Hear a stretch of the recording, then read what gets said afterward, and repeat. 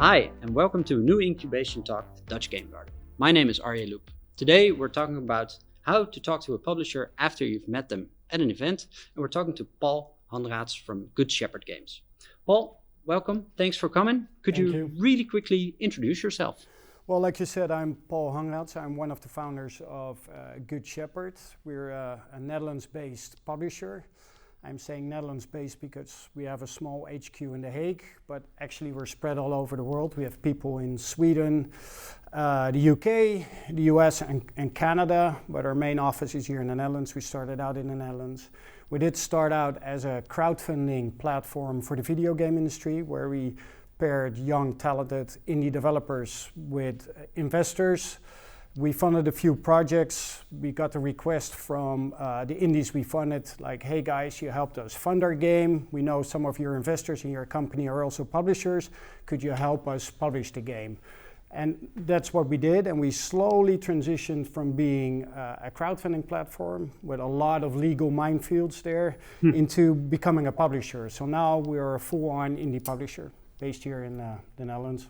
How long did that transition take? You said it was slow? It was slowly. We started Gambitious, that was the crowdfunding platform, in 2011, funded our first big project in 2012, and around 2014 we became a publisher, but changed our name from Gambitious because people kept on remembering us as a crowdfunding platform, or, hey, aren't you the investor guys? No, we're the indie publisher guys. So we changed our name into Good Shepherd in, I believe it was 2017. Right. Yeah, so that is a step. No. Today we're talking about, there's a lot of game developers here in the audience, how to reach out to publishers after an event.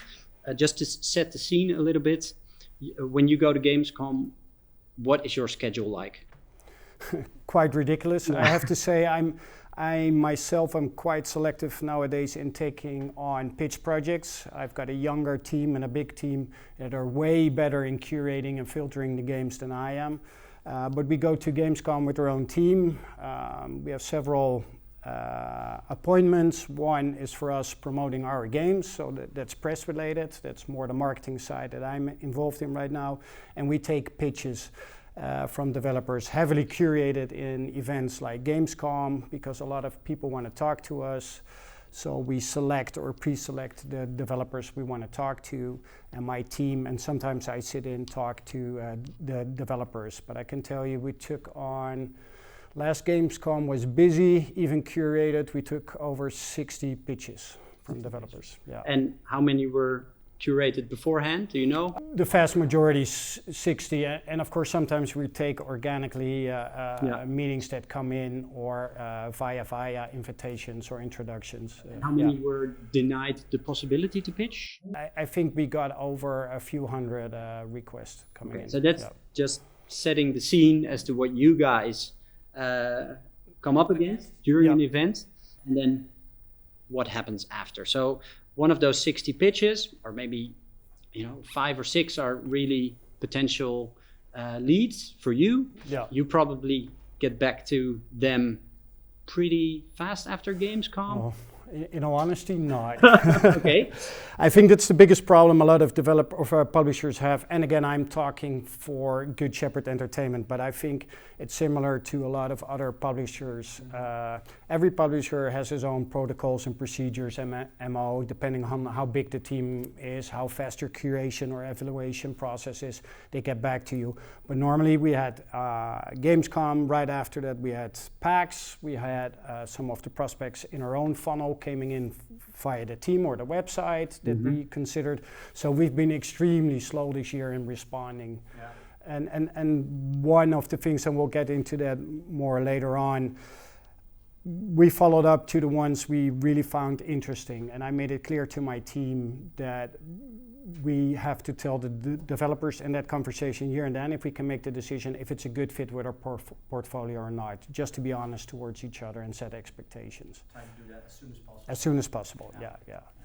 As a developer, what you're trying to do is cut through the noise and see if I can, with my game, reach you, even though my game might not have been the first one on your top of your list. What kind of information are you looking for after an event, or maybe during an event, but let's after an event, that screams, hey, this is a good mail or a pitch or a good amount of information.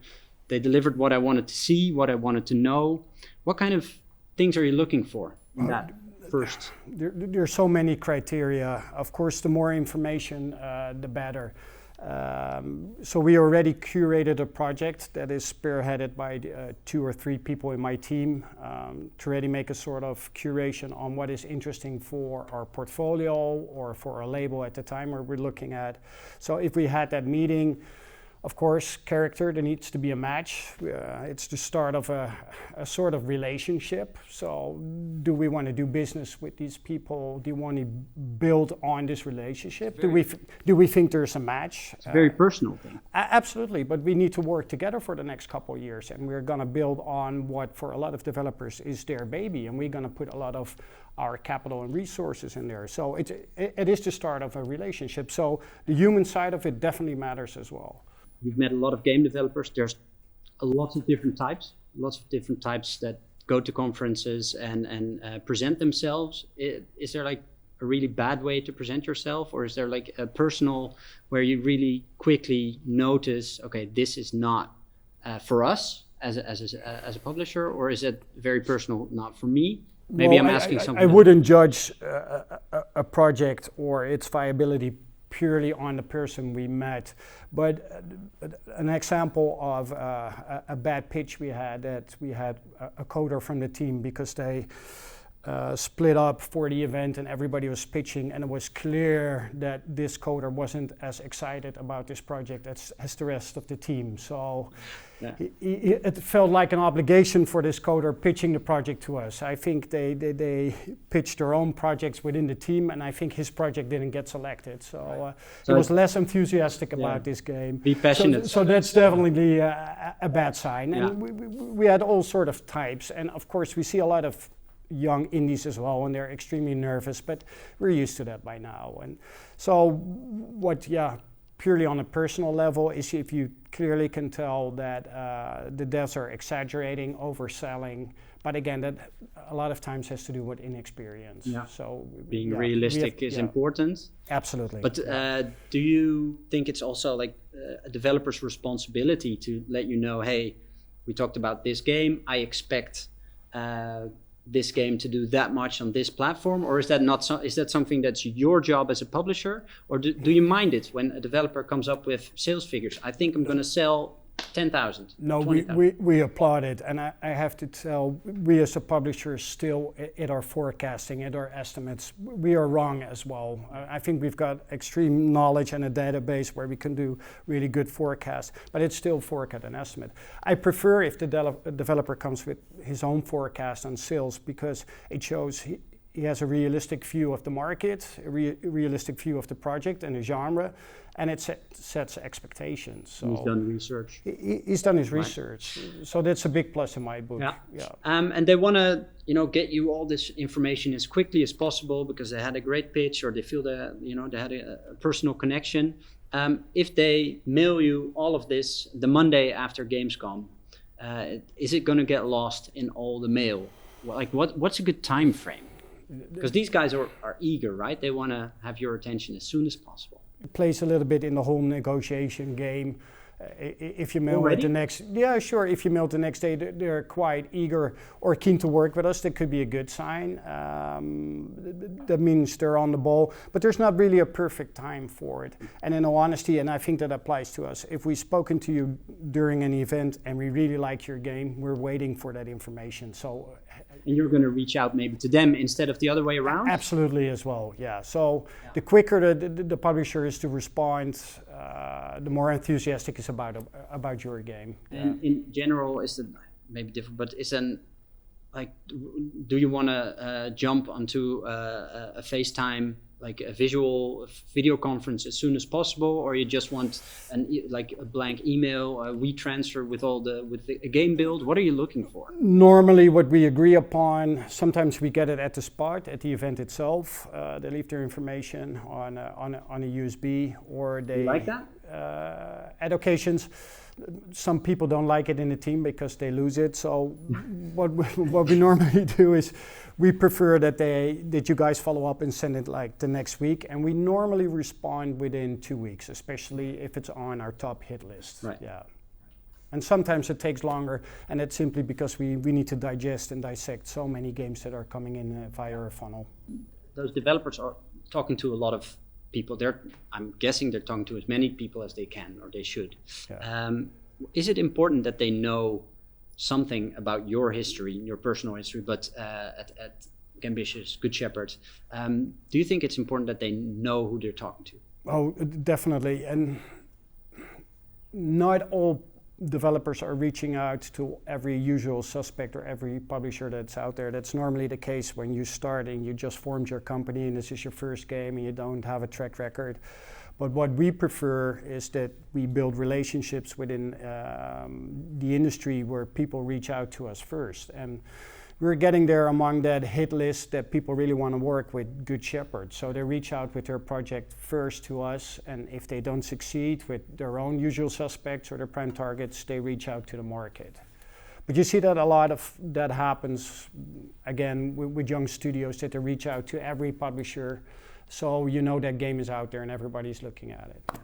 And the other way around, should a developer expect that you know anything about them at that point in time, or is it okay that you still know nothing about their person, their team, what they're looking? No, it works both ways, and that is part of our curation system where our portfolio managers or directors did their research as well. The title came in, it looked interesting, the materials were there, the tease video was there. And then we do a little bit of research. Hey, do we know this studio? What's their track record? Have they developed games before? Is this an experienced team, but are they working together for the first time? Have they got an individual track record? And the same applies to the developers. I hope they know who we are and are reaching out to us. I hope they don't see us just as a money bag or the guys who can write a check. They need to be working with us. Do we have a portfolio with other titles that match their genre? Is there some cross-selling? Do they like what we did on marketing?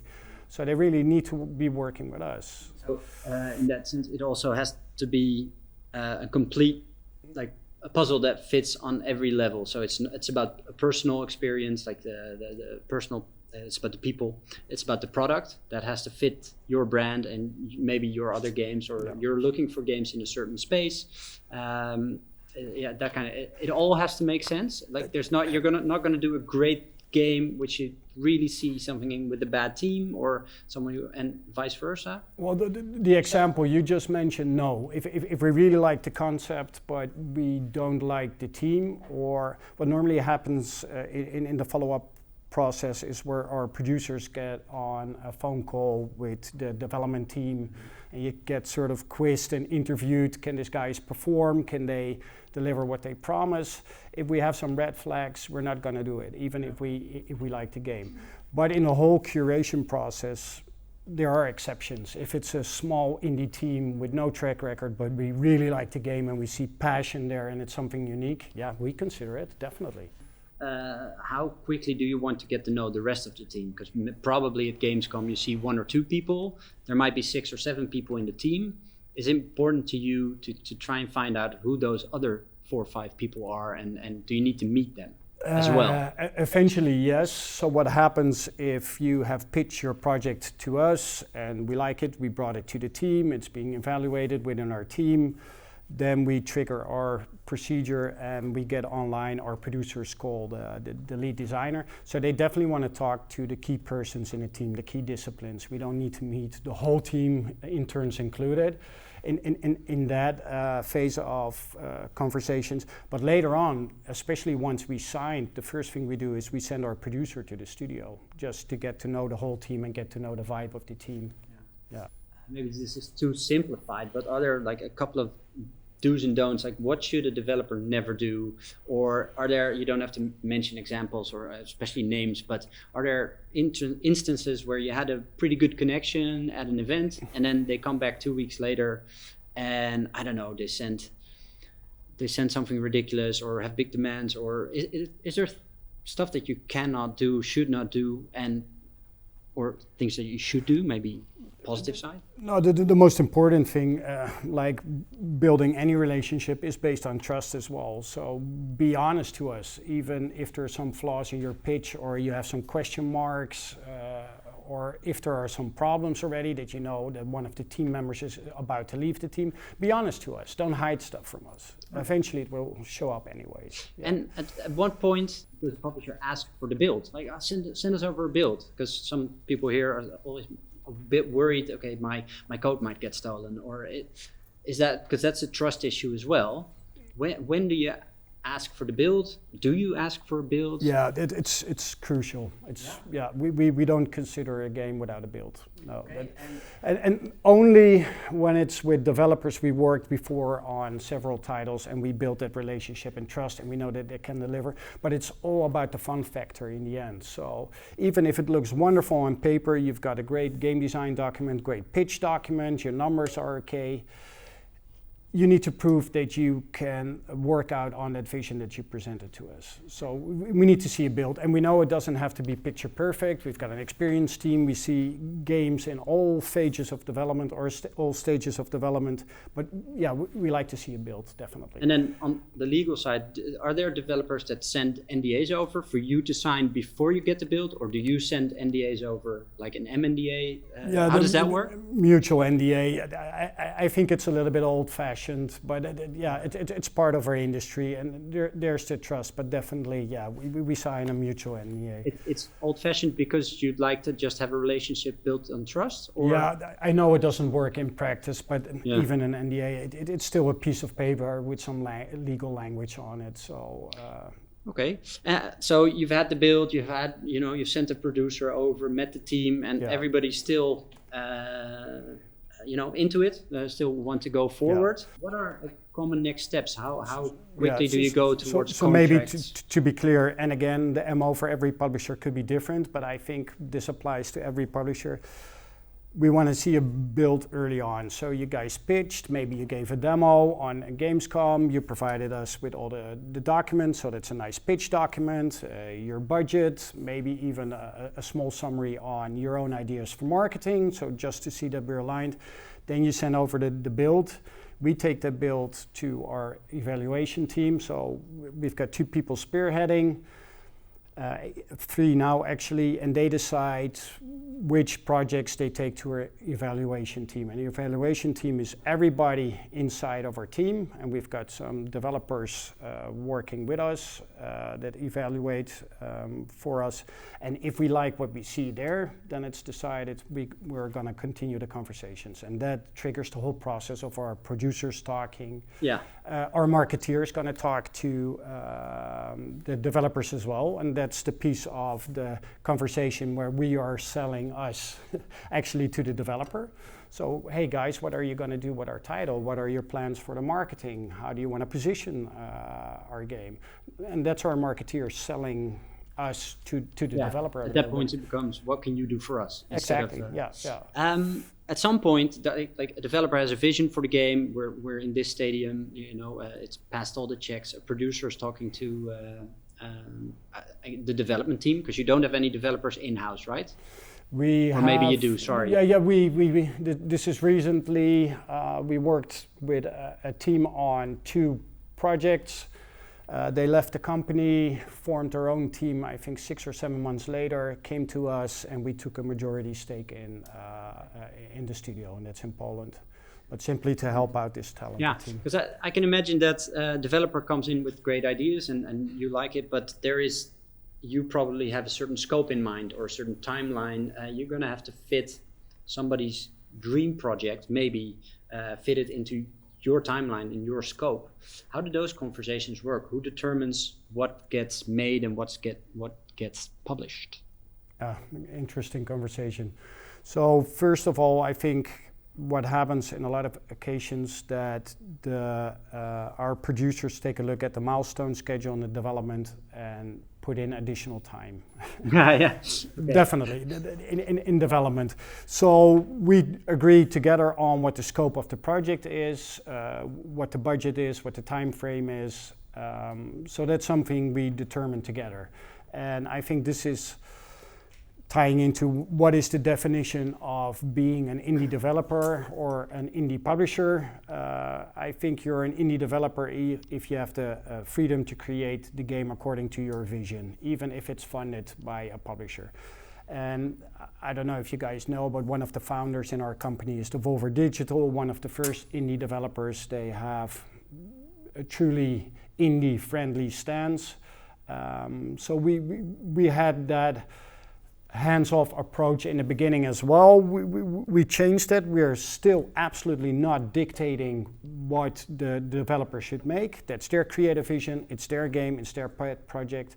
But we are a little bit more firm in guiding them when we think there are weaknesses in the development. And again, that's not so much on the creative side, but more on the development side. Okay, so you talked about working together with a team and maybe guiding them a little bit, where firsthand you had more of an indie approach. When then is it successful for you? When is it a success? Does it have to earn a certain amount of money, or is that not always the requirement? Is a release, just a game being finished, a success in itself? When are you happy? Yeah, that's a good question. Because we are an indie publisher and we started a company and the people in my team are here for the love of the industry, and when we started out helping indie developers and getting funded so they could develop their pet project, it was pretty much focused on helping the indie and more being a patron of the arts. So everybody in my team wanted to make a cool game and help the developers make a cool game. But in the end, we're funding the projects and there's money involved. And for us, there are investors involved. So we're also building a business. And I think in the beginning, when we started out, there was a disbalance there. So yes, we're happy if a game is released and it gets amazing scores, and it happened, and a lot of awards, but it didn't sell right. Then we're happy for the developers, it's critical acclaim, but in the end, both the developers and us, we're in a business, want to make money. They want to be rewarded for their success as well. So as a publisher, it's a success when it's well perceived by its audience and does an X amount of units, yeah. Which means you can do another 2-3 projects, right? Absolutely, yeah. And the way we worked, and that was a little bit the legacy of when we were a crowdfunding platform, we still have a small group of investors and they invest alongside us for every project we sign. And we want those investors to make money, because then the word spread out that as an investor you can make money and a good return on games, which hopefully will help you guys get funded more easily, but also the cash is recycled. So we had a lot of investors, if they funded a project and got a good return, they reinvested that money in a second project, and we could help developers out again. Great. So everybody benefits, hopefully. Yeah. I'm almost kind of out of my questions, so if people want to ask a question, now is the time to kind of sit down. Hello, Hi. My name is Yuko from Dodo Games. I had a question. If you don't respond after a meeting, how often can we bug you afterwards? Good question also. I think that this happens a lot in the industry, and we've been guilty on it as well, but not because we are a mean bunch, but because we were so busy. But I think it's a bad sign if publishers ghost you altogether. So do send a reminder out. Don't become our stalker. We have some stalkers there that send us messages every time and even find our home phone numbers. Please don't phone us at home. But what's very good, and a good example is we've spoken to one of the devs at Gamescom. We're sort of curating his project, and it's a little bit too early for us. He had a build or a prototype, but he's keeping us or sending us updates once in a while. Hey, this is what we upgraded. This is some footage from our level now. Keep us in the loop, definitely, yeah. And this is why I'm telling my team, if there really isn't a match because the quality is simply there, or it's not a match with our label, or with us as a publisher or a current portfolio, I'd rather have our team tell the devs that right there in the meeting and set expectations. I do know a lot of indie publishers are there because they want to be indie friendly or they love the industry, and here you have this developer talking about his pet project and he's so proud, and they know it's not a match, they know they're not going to fund it, but they don't have the heart to tell there and now, well, it's not a match, we're not going to fund it. I think you want a clear answer, so you know where to focus on as well. So keep not stalking us, but keep sending us updates and try to build that relationship. Thank you very much. Yeah, sure. Hi. I'm Nathan. How do you handle it when a project fails? So you've taken on a company, and you said like, okay, we really like the project, and just keep on developing it, and then at a certain time, for instance, the team falls apart. Yeah. What do you do then? It did happen to us for personal reasons within the team, that they couldn't continue development, and it was a write-off for us. It's a loss we needed to take. Yeah. So there's no sort of getting in new people to sort of try and still make it work. It's just we did explore that opportunity, and I think it's such a rare occasion, especially for us, if we would cancel a game. It depends on the situation, on the project, where the game is in development. If the devs are totally okay with us continuing without them, but again, it's based on that specific situation. Yeah. But in this occasion, from my experience, we canceled it, and it was a write-off. Yeah. Hey, Arjen Miedema, Bullet Wheel Games, and I have a question regarding builds. Yeah. So, what we see in software development is that we want to do rapid prototyping, and what we would do in games, or I want to do, is as soon as there's even a little bit of code, just start sharing it, get as much opinions about it, and try to refine it based on that. But I heard Thomas Sala talk about it a few weeks ago, that might actually be counterproductive to getting a publisher, because your game is already sort of out there, even in a very early stage. Again, it depends on what level you shared your prototype. We love to see the prototype, especially if it's supported by good materials, pitch document where your vision is there, also the vision for the art, so we could picture the layer, the skin around your prototype. So I'm not against it. This also ties a little bit into early access, where a lot of publishers are not that fond of early access, because that is considered as a launch.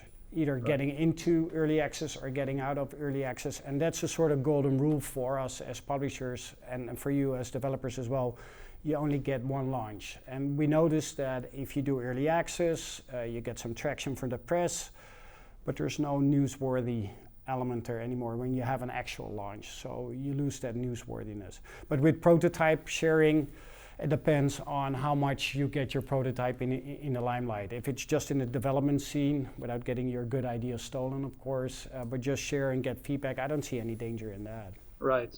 If it's full on in the spotlight, and it could be considered a launch already, or if it has a unique angle, a unique game mechanic, then you gave away that USP, before launch.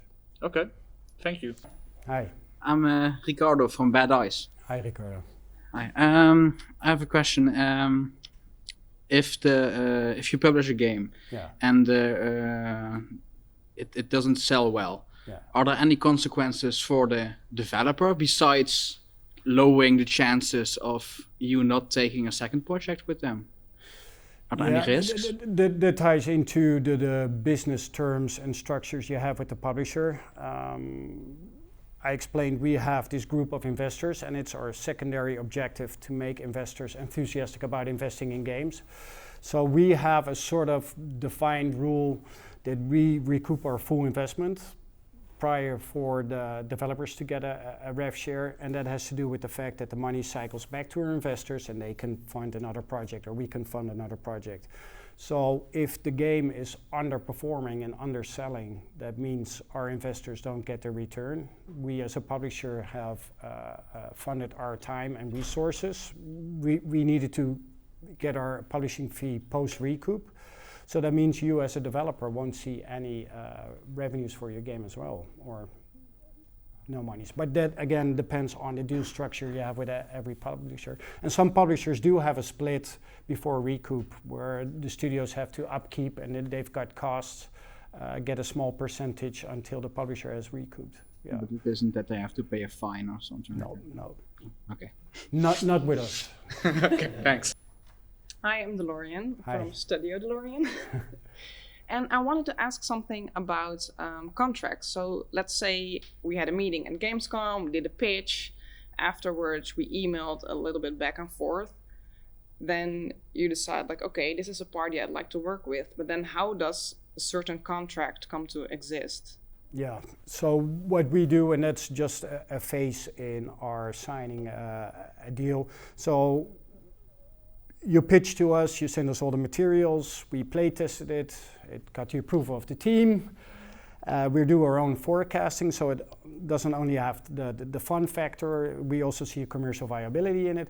We start the negotiation phase, and that's normally parallel to our producers talking to you, the marketeers talking to you, where we talk about a certain rev share. What we do prior to those conversations is send our template agreement or a term sheet. And we've got a very straightforward agreement that we sign with our developers. So they can take a look at our template, some of our basic terms, like I just described, where in the most occasions we want to recoup 100%.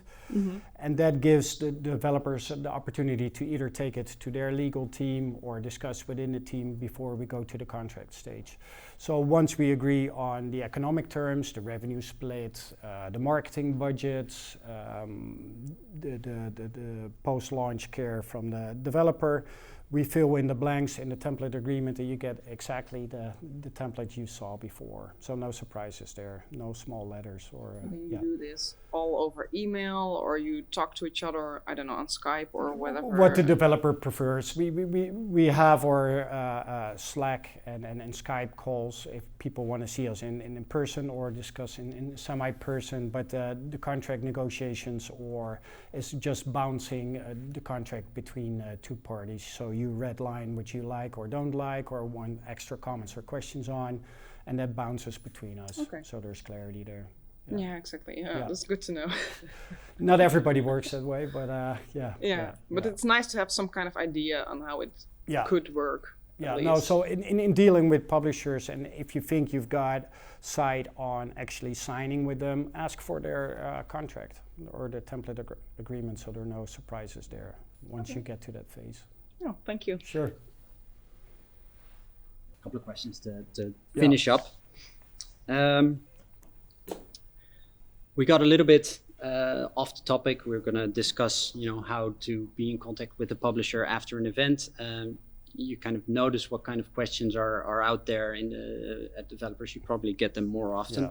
Yeah. Two questions about that. When you consider projects, how important is IP to you? And do you look further than one game? So are you looking for a franchise immediately, or do you see, okay, if we fund this one game, it might do well because it has to do well otherwise. But then the second one is going to be even better because then you need the IP to be able to do that, right? Or is there a possibility to lose the team afterward? There's always that possibility, but what we do, especially with new teams, new IPs, is that we do want a sequel rights, but that is negotiated in a contract. So the right to ports and the right to sequels. And I know one of the big stereotypes about the publisher is that we are those big evil corporations that want to take your IP. But nowadays, especially with indies as well, we're being reached out to indies that have interesting IP that actually ask us if we want to take a stake or a percentage in the IP and become their IP partner. So we're all aligned and want to build it together. So we will never enforce it, but we don't have that hands-off approach we had in the beginning. No, the IP belongs to you. Because now the developers want us to take a piece of the IP. Not every developer, but a lot of them do. And hey, guys, could we make this a mutual success? And it's needed nowadays as well, where it is a tough market. So if you have a success on your hands without milking the IP, it's a natural step to take a sequel or to port it or to take a look at ancillary rights for merchandising. It could happen, definitely. And you guys worked hard on it. If it's a success, benefit on it, capitalize on it. And one last question is, what are the deal sizes that you do? Is there a range that you can like from 10K to 100K or from 100K to 1 million? What are we talking about? I would say no, because we could reach out to our investor network if we see something that we are extremely excited about, even if it extends the scope that we're looking for.